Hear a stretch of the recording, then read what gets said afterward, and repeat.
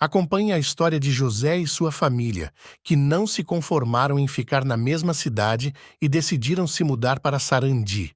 Esta cidade tinha uma oferta tentadora, natureza maravilhosa e muitos mistérios escondidos. Com a intenção de cultivar, José e sua família encontraram um terreno amplo ideal para começar de novo.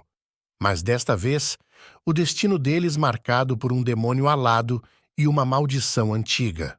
Adaptando-se à nova realidade, José e sua família são recebidos de braços abertos na comunidade rural. Aprendem a viver em harmonia com as pessoas locais, abraçando o calor e amor da região. Juntos, eles aprendem os segredos do solo fértil, trazendo esperanças de um futuro repleto de sonhos. Cada semente plantada reforça o elo entre eles e seu novo lar, tornando-o uma terra promissora. Me chamo José e com minha esposa e filha, tínhamos nos mudado para o interior do estado de São Paulo. Meus pais nasceram no Paraná e desde cedo tive a vontade de comprar alguma propriedade por lá. Então, quando encontramos aquela oferta de uma vasta área para cultivar e criar animais por um preço inacreditável, não tivemos dúvidas e compramos o terreno. Nossa viagem de mudança se desenrolou tranquilamente, admirando as fazendas e plantações pelo caminho. Porém, ao chegarmos lá, nos deparamos com uma realidade um tanto desafiadora. As estradas de terra eram serpenteantes entre matas nativas e a sensação de isolamento era quase palpável. Então, para nos abrigarmos um pouco, ficamos na casa do Sr. Paulo, um vizinho, até podermos construir uma pequena casa de madeira na beira da mata. Desse modo, começamos uma nova etapa em nossas vidas, por um custo acessível e com a promessa de muitas alegrias. Estávamos ansiosos para desbravar esse novo caminho na nossa história de vida. Nossa adaptação àquela nova cidade trouxe uma mistura de sentimentos. Tivemos a oportunidade de conhecer os moradores, explorar a paisagem rural e, a cada passo, descobrir algo novo. As relações com quem lá vivia nos fizeram sentir como se fizéssemos parte daquele lugar e, aos poucos, tivéssemos nos entrelaçado à comunidade. Me lembro daquelas tardes longas, preparando a terra e construindo pequenas instalações na propriedade. Era uma caminhada de descoberta contínua, um processo de se ajustar ao modo de vida em um lugar tão distante do que tínhamos experimentado anteriormente. Enquanto os dias passavam, a região se tornava mais e mais familiar e a sensação de pertencimento aumentava a cada dia. Parecia que com cada esforço, nossas esperanças cresciam dentro daquela terra. Após alguns meses, havíamos construído fortes amizades com os habitantes dos arredores. Chegávamos a nos reunir para um lanche ou um jantar, convidando sempre os vizinhos próximos. Às vezes, à luz da fogueira, um velho morador local, o Sr. Bento, relatava histórias sobre tesouros enterrados em terras ali próximas, despertando a imaginação de todos presentes. E ao longo dos encontros comunitários, o assunto zombeteiro da conversa se voltava para o tesouro amaldiçoado que, diziam, era parte da herança dos colonos. Os mais velhos eram sérios ao alertar sobre o potencial perigo que acarretava mexer com essas coisas, como se uma lúgubre lenda pairasse sobre a história. Eu, por minha vez, não podia deixar aquilo para trás. É claro que a curiosidade se misturava com um amplo temor, mas a ideia de encontrar a tal riqueza era apelativa, quase irresistível. No entanto, as aventuras em busca de ouro nem sempre acabam bem, e às vezes os problemas acabam sendo muito maiores do que se possa imaginar. Certa noite eu tive um sonho perturbador. Tinha algo de estranho que me mexeu profundamente. Eu vi uma estrada que eu sabia que tinha passado por ali, com uma cerca e uma árvore. No barranco da estrada, algo estava enterrado. A princípio parecia ser uma caixa, e imaginei que ali poderia conter riqueza. Então comecei a cavar e escavar com alto ânimo. No entanto, quando abri, não tinha o que eu esperava. Era um caixão. Estava ali com as mãos sujas de terra, diante de um esqueleto envoltos em pilhas de ouro e correntes belíssimas.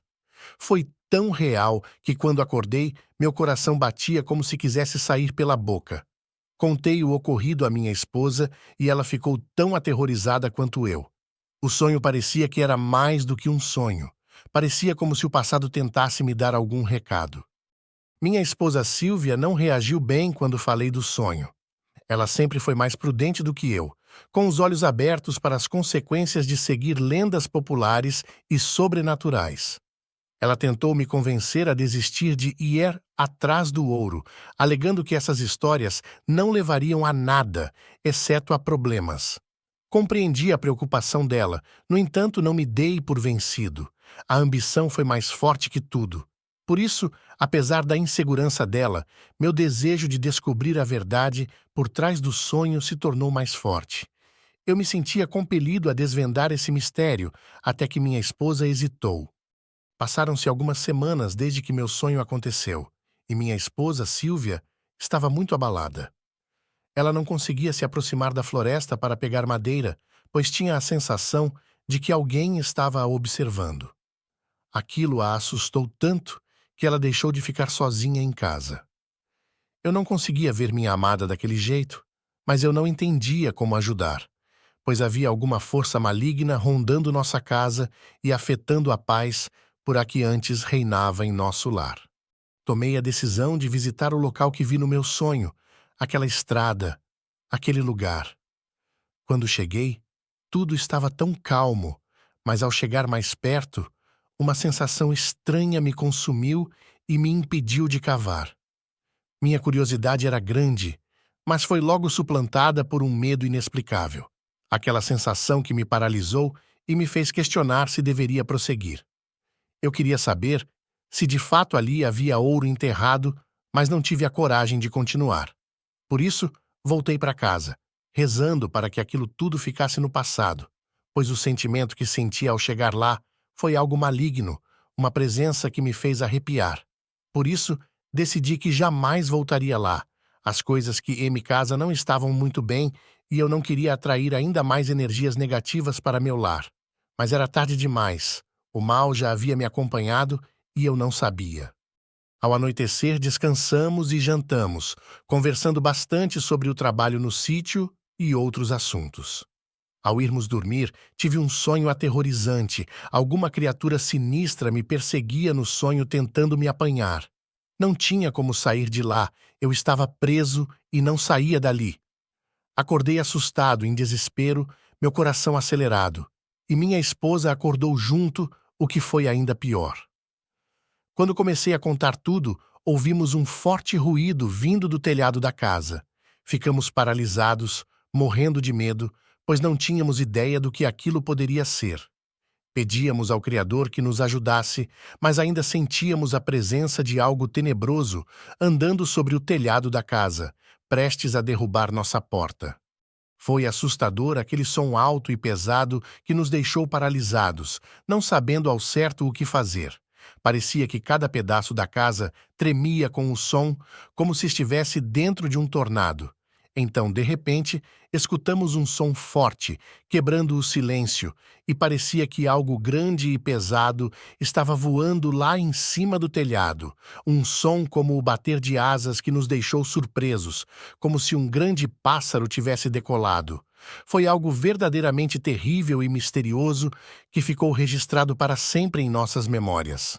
Após alguns segundos, tomei coragem e fui lá fora. Olhando para o alto, notei algo estranho.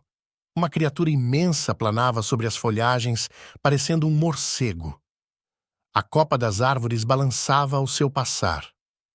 A luminosidade da lua era muito intensa, e tudo o que eu via me deixava ainda mais curioso. A velocidade que aquilo voava não era normal, e num piscar de olhos sumiu atrás das montanhas que cercavam aquela área. Senti-me incrédulo para o que eu acabava a ver. Minha mente não conseguia entender o que tinha testemunhado. Aquele sentimento de medo e aflição não me deixou por muitos dias, e cada vez que eu assistia uma nova narrativa do mesmo acontecimento, me lembrava dos fatos e de como aquilo tudo era impossível de explicar. Lembro-me quando comentamos sobre aquele acontecimento com os habitantes daquela área. Uma idosa, Dona Maria, nos escutou com toda a atenção enquanto contávamos tudo o que presenciamos naquela noite. Seus olhinhos enrugados tinham um olhar que revelava algo de familiar no nosso relato. Ao ouvir sobre o misterioso ser, ela abanou a cabeça devagar, como se algo no nosso discurso a levasse a recordar os tempos antigos. Com voz calma, Dona Maria iniciou a sua história sobre o que se falava quando ela ainda era uma criança. Seu pai, um dos moradores mais velhos, sempre falava sobre uma criatura assustadora que habitava aquelas montanhas, causando desespero à população da região. Entretanto, há muito tempo não se ouviam mais falar deste demônio maldito. Parece que o tempo engoliu tudo aquilo, deixando apenas lembranças distantes. Ao escutar as palavras dela, sentimos um estranhamento, como se aquilo que acabávamos de presenciar tivesse laços com histórias muito antigas relacionadas ao lugar. Era arrebatador perceber a profundidade destas lendas que já se espalhavam pelo que nos cercava antes mesmo da nossa chegada. Estávamos prontos para retomar nossa vida, fugindo para longe de uma experiência que nos abalou. Depois de avaliar diversas opções, decidimos voltar para a cidade que sempre foi nosso lar. Se desprender de nossa residência no sítio e voltar para a cidade foi a melhor decisão, um ato que não foi fácil. Vender a propriedade foi fundamental para que pudéssemos seguir em frente, buscar paz para nossas mentes após os tumultos que enfrentamos. Por isso, voltar a viver na cidade, o local que sempre vivemos, nos trouxe uma sensação de segurança, de tranquilidade. Não somente conseguimos encontrar conforto em nosso retorno, mas também tivemos a chance de deixar o passado para trás. Isso possibilitou que pudéssemos começar novamente, livres da negatividade que nos acometia nessa lenda distante. Chegamos ao término desta narrativa assombrosa. É de arrepiar só de pensar que algumas criaturas e acontecimentos tenebrosos podem se manifestar no cotidiano de pessoas comuns. Deseja ser alertado em relação a novos vídeos de terror? Então não deixe de se inscrever no nosso canal. Muito obrigado por ficar conosco até aqui. Ficamos ansiosos para que você volte para outra história em breve. Até a próxima!